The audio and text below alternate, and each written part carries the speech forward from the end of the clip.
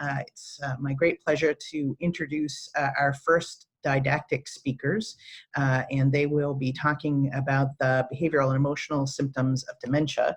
And from time to time, we'll be doing joint presentations from both community and clinical presenters. So today, that's how that's going to go. We have Dr. Mary Val Palumbo, who is the Director of Interprofessional Education for the College of Nursing and Health Sciences at the University of Vermont.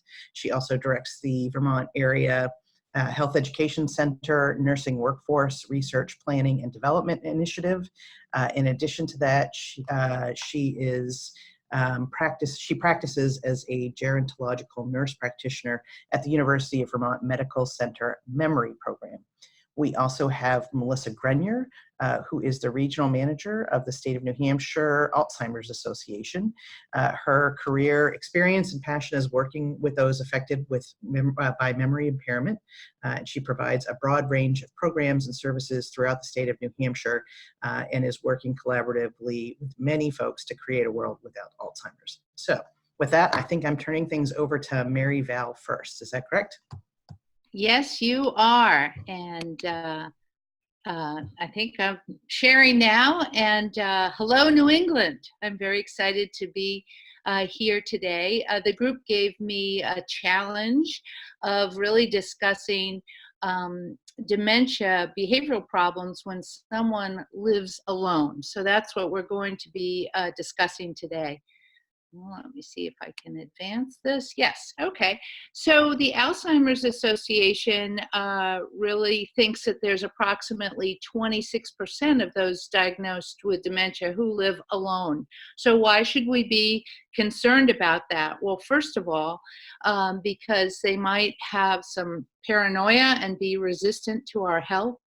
They might present to either our clinics or our emergency rooms with falls or accidents. I had one patient that tipped over his lawnmower. We're driving a lawnmower.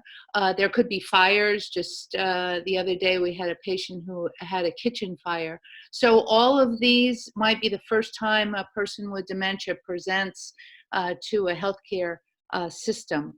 There also might be financial abuse, like someone offering to put a new roof on or repave the driveway. So there's a lot of the scamming going on.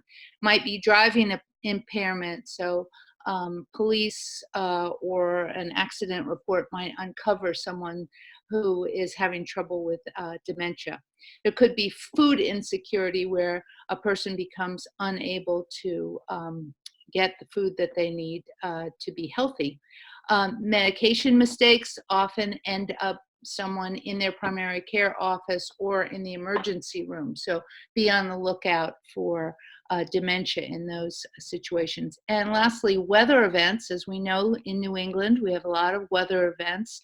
So that might be a time when someone is discovered living alone that is having cognitive issues. So first and most importantly is getting a diagnosis. And that is because the person could actually be acutely ill, and this could be causing a cognitive impairment, and this must be ruled out.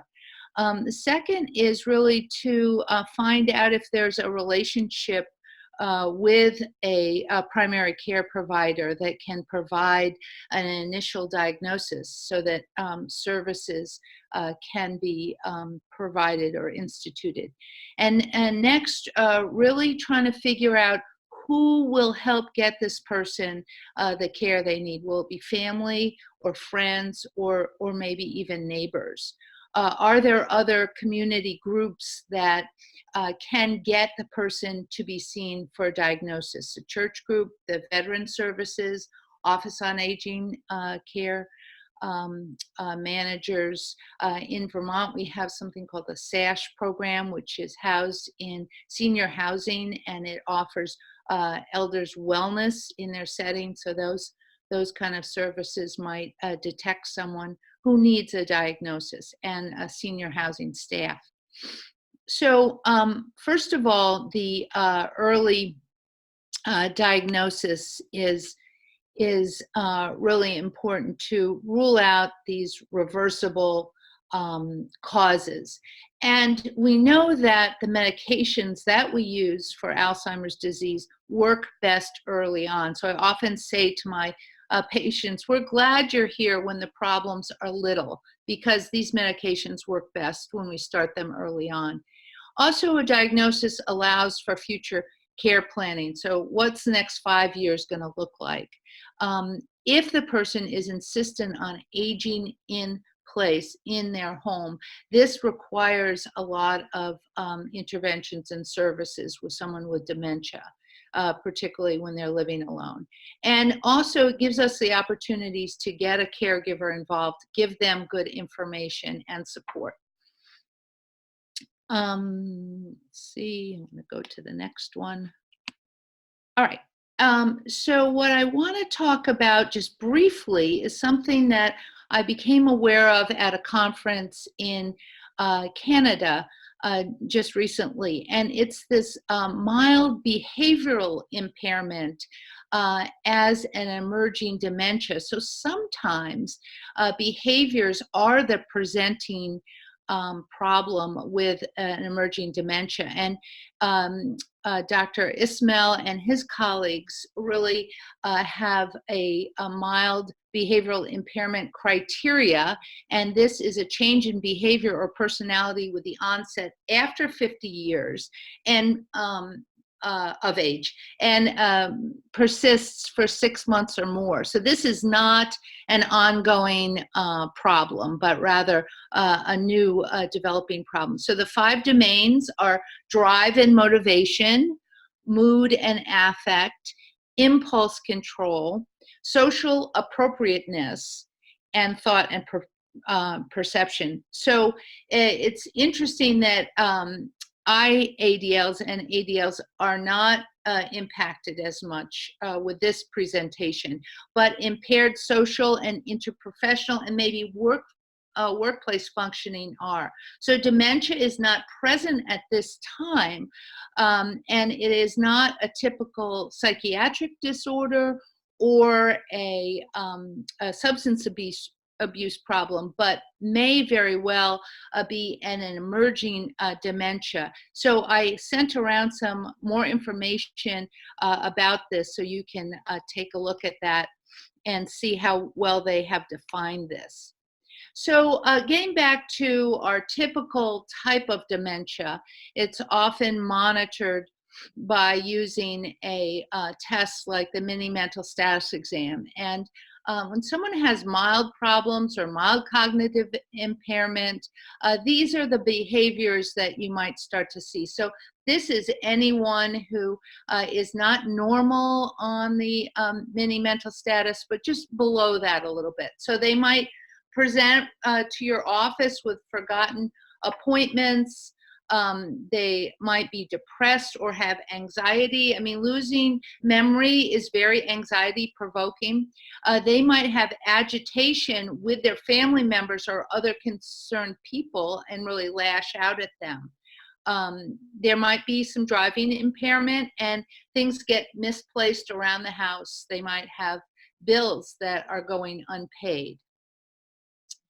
As the disease progresses, remember this person is living alone, you might have more impaired judgment.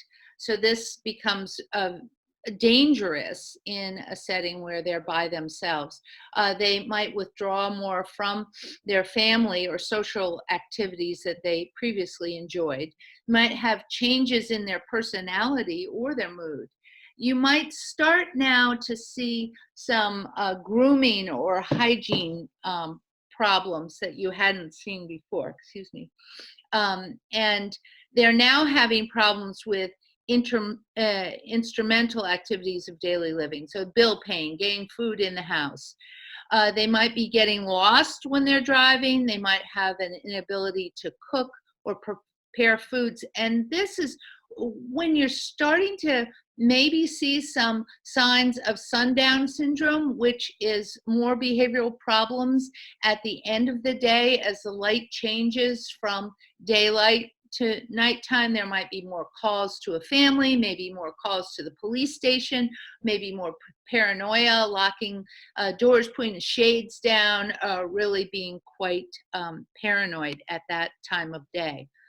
Now, this is the point where middle stage dementia presents as these behaviors, really poor decision making and poor judgment. So this person is now unable to think through, oh, I need to go to an assisted living. They don't have the judgment for that. They might have an inability to use a phone or appliance simple as a remote control or a microwave. Wandering might start, which is so dangerous in our climate when people go out the door unprepared for the weather, which is very common at this stage of dementia. They might even lock themselves out. They might go out with a dog and lock themselves out in the cold weather. So this is very dangerous. They're having problems with ADLs, so taking a shower or oral hygiene. So they're really starting to deteriorate in that instance. And they might be having delusions or hallucinations. They might have sleep disturbance. At this point, they really need supervision. So this is the point I say to my families, if you arrive and they look at you like, who is this? Why are you here? You know, this is a time that you cannot be leaving them alone anymore. So now Melissa is going to take over from here and really give you some great tips about how to start the conversation. Hi, everybody. I'm Melissa Grenier. I'm the regional manager for the state of New Hampshire for the Alzheimer's Association. We're part of the combined Massachusetts-New Hampshire chapter. So this slide starts off by talking about how to have the conversation about concerns that you have when you're caring for and loving someone that is starting to experience some memory loss. So when someone is beginning to show those signs of memory impairment, that's when it's time to talk. Years later, when cognitive decline and functional decline has progressed, that's usually a much more uncomfortable time to be having these conversations. So really at the onset of some of these smaller symptoms, as Mary said, I really like that phrase, come in and start these medications when the problems are small. The impact is going to be greater and there's more quality and longevity of life. So often conversations about changing behaviors can be challenging and uncomfortable, but we want to help you be a little bit more prepared. So we've got some general tips on the left-hand side. Certainly, when it comes to a diagnosis, we want an early and an accurate diagnosis as much as possible. We don't want to wait for a crisis when resources and time are limited and when stressors are high. We want to encourage caregivers and family members to keep records of the changes that they're seeing, because based on conversations we have with families, oftentimes they finally get their loved one in and they're finally in front of a healthcare provider, and then they forget, okay, when did some of these behaviors start, or when were these behaviors exacerbated, or when changes started occurring. It's really important to keep track of that, because what's recent for me might be 2 weeks, and what's recent to the doctor might be 2 to 4 months. So just keeping track of that is really helpful. Practice in advance. So I think this is really important when I'm getting ready for a presentation sometimes, and it's not something I'm super comfortable with. In the car, maybe on the way to that place, I'm literally saying words out loud and rehearsing things. So I really encourage family members and care providers to literally say it out loud, or to say it to someone else. Hey, I'm thinking of having a conversation with mom, and what do you think about if I say it this way? Or do you think she'd get upset, or do you think she'd be okay? And it's really helpful to have that feedback. Try to be relaxed and comfortable when you have the discussion. So maybe when you're rushing to get to a doctor's appointment, that's probably not the best time to be having conversations about really important issues, whether it's legal and financial issues, or getting to the doctor for a diagnosis or concerns. So certainly when things are cool, calm, and collected, that's the best time, and you're probably going to have a much more positive interaction with the person with memory impairment. So some other tips for talking those were general tips. So actually talking to the person with memory impairment or memory loss themselves, we want to use language that is going to be the most comfortable for that person. So when I say the language that's most comfortable for them, if I don't know somebody, but I know that they have some cognitive impairment, I'll phrase things as memory changes. Usually that's kind of my catchphrase, because if I don't know them, I don't know what their reaction is going to be to the word Alzheimer's disease. Alzheimer's disease is still very much, there's a stigma around it. People are very uncomfortable with the actual term.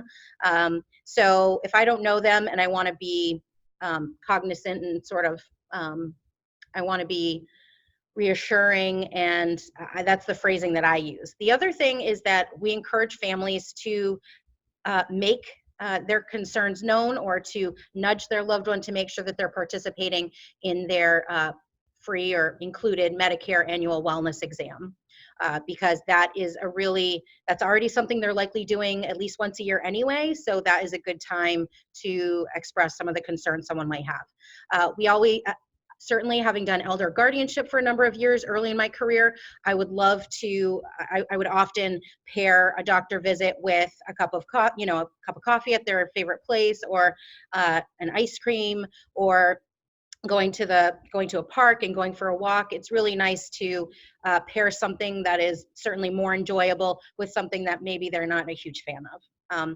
And most of us probably don't really like going to the doctor, so can we really blame them?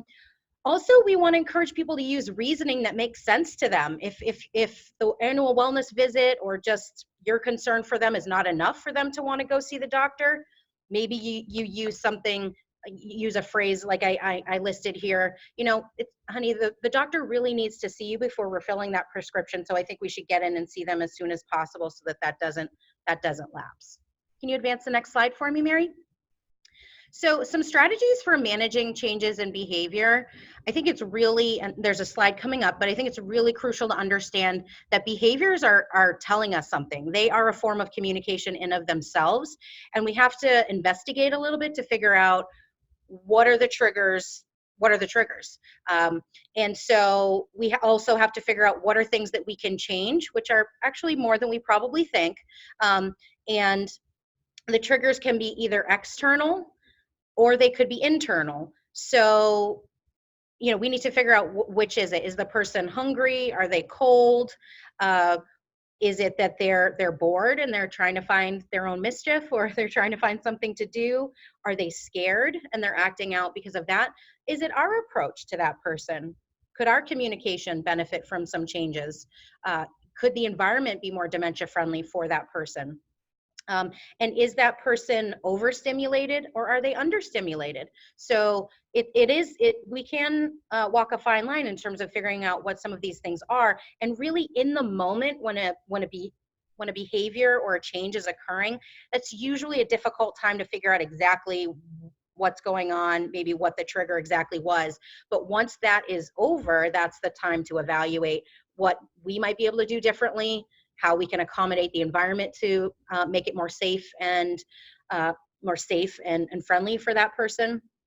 And again, we just encourage people to have a behavior log. It could be just a spiral bound notebook, but it's really important when going to see a healthcare provider, but also when there's lots of family members and care providers, informal supports or more formal supports involved. It's really nice to have that written documentation, so that if I am caring for my mom and I'm kind of switching shifts, if you will, and there's a home care provider coming in, she can see what's been going on over the weekend, for instance, or overnight, and vice versa.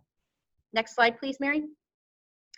So at the Alzheimer's Association, and frankly, lots of other places, we really focus on a person-centered approach to care. And many of you have probably heard the term habilitation, so not rehabilitation, which is sort of getting someone back up to their prior level of functioning, but habilitation is working with a person with memory impairment right where they are right now, right this minute. Because where they are now, almost at lunchtime, could be very different than how they were feeling at 9 o'clock this morning. And we don't want to assume that they can do things that they can't anymore. And so person-centered care involves really tailoring the care to that specific person, getting to know them, what their history is, what their interests are, maybe what they did for a career, what their family life was like, and just what their mood and personality usually tends to be like. That'll help give us a baseline for the future as well, and not to mention it'll give us a more positive interaction with them.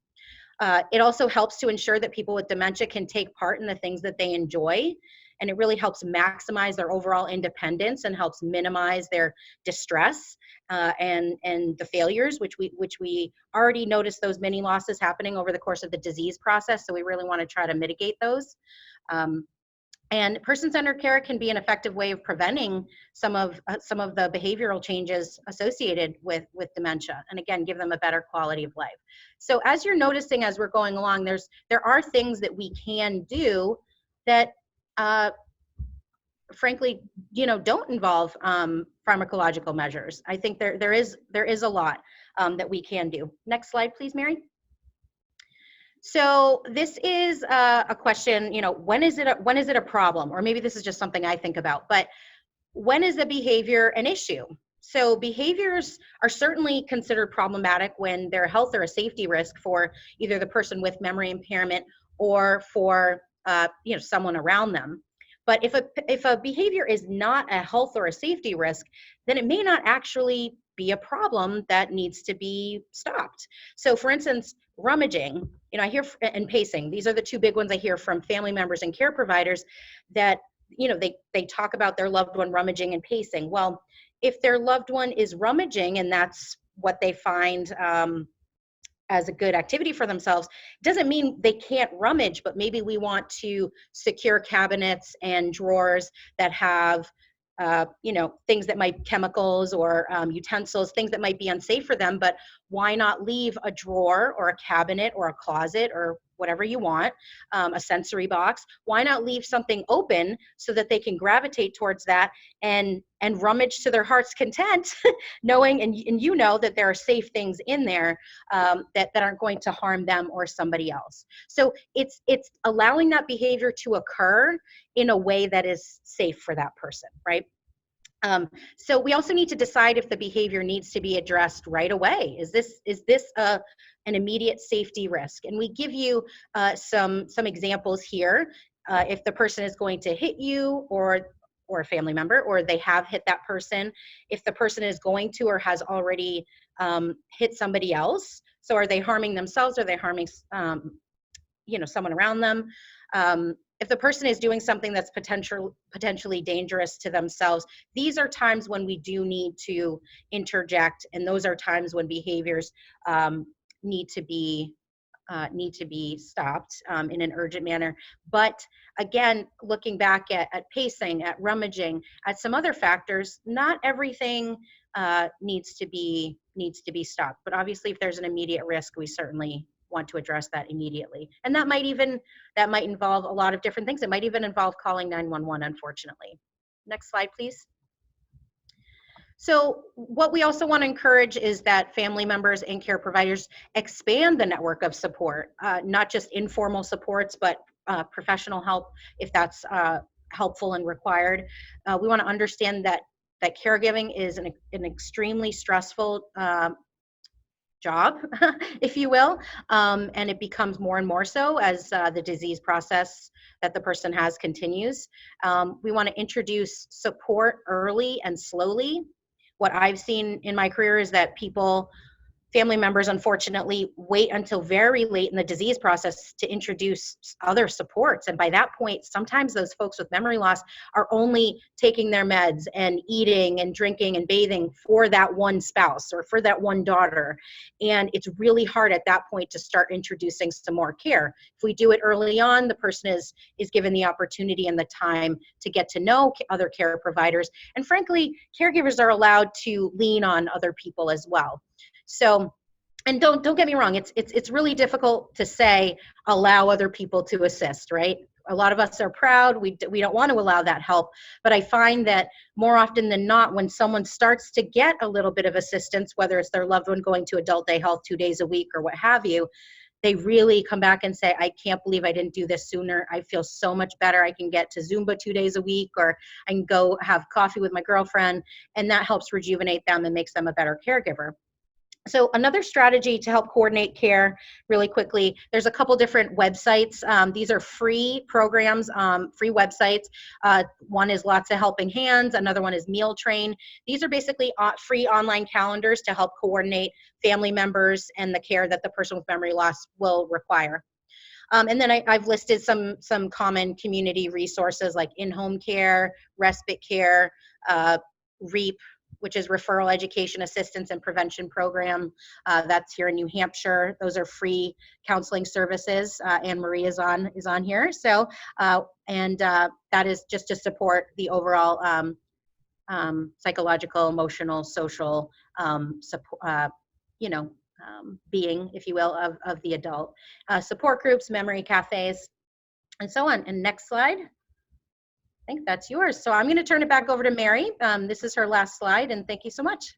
Yeah, so these are some tips that I try to give to caregivers who are supporting someone who's in the home. So they really need to look at the lighting in the home. The use of contrasting colors, particularly on stairs, is important because with Alzheimer's disease, people start to have visual perceptual problems. Having Lifeline that goes off when they fall down, enrolling in the Safe Return program so that if they get lost, they have an ID. Some of my families really like to have systems that can track them. So there's something called Care Track. You could do it with a phone if they'll have the phone with them, and also stove precautions. So turning off the stove or covering it up is a good thing. The other thing that really is important and part of my job is the retirement from driving. So sometimes this is easy, but mostly it's not. And so I utilize a second opinion with an OT-PT driver assessment. I suggest a phase out of driving. I think we're going to have a whole session on this, so I'm not going to tell you too much about this, but you can also remove or disable the car. And then really thinking about how not to leave the person unsupervised. So a lot of my families are using video cameras and finding it great that they can look in on mom. I actually had a family that saw mom fall and called 911 and then raced there. So in adult day programs and increasing the caregivers in the house.